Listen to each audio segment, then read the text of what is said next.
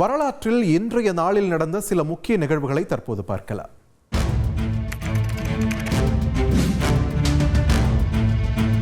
பிரிட்டனில் 30 வயதிற்கு மேற்பட்ட பெண்கள் வாக்களிக்கும் உரிமையை பெற்ற நாள் இன்று.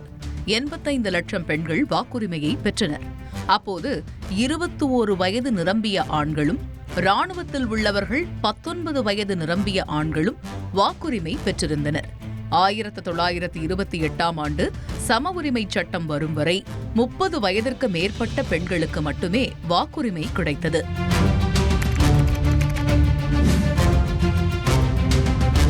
இங்கிலாந்து மன்னர் 4ஆம் ஜார்ஜ் உடல்நலக்குறைவால் இதே நாளில் உயிரிழந்தார். அப்போது கென்யாவுக்கு வில்லியமுடன் சுற்றுலா சென்றிருந்த 27 வயதான இளவரசி 2ஆம் எலிசபெத் உடனடியாக இங்கிலாந்து திரும்பி ராணியாக அரியணை ஏறினார்.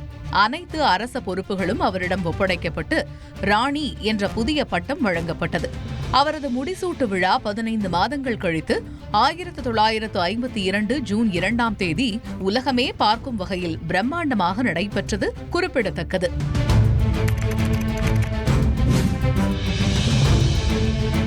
இந்தியாவின் முதல் பெண் உயர்நீதிமன்ற நீதிபதியாக ஆனா சாண்டி நியமிக்கப்பட்டார்.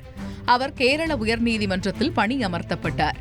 முதல் தலைமுறை பெண்ணியவாதி என்று அழைக்கப்பட்ட ஆனா சாண்டி 1937ஆம் ஆண்டு பிரிட்டிஷ் ஆட்சி காலத்திலேயே மாவட்ட நீதிபதியாகவும் இருந்துள்ளார்.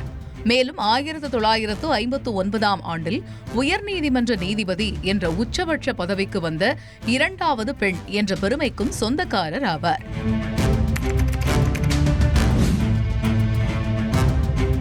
ஆஸ்திரேலியாவின் முதல் பெண் உயர்நீதிமன்ற நீதிபதியாக மேரி காட்ரின் நியமிக்கப்பட்டார்.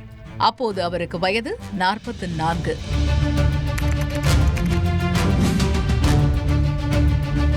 துருக்கி மற்றும் சிரியாவில் ஏற்பட்ட சக்தி வாய்ந்த நிலநடுக்கத்தில் 55,000க்கும் மேற்பட்டோர் உயிரிழந்தனர். 1 லட்சத்திற்கும் மேற்பட்டோர் படுகாயம் அடைந்தனர். 7.8 ரிக்டர் அளவில் ஏற்பட்ட இந்த நிலநடுக்கத்தால் ஆயிரக்கணக்கான கட்டடங்கள் இடிந்து தரைமட்டமாயின.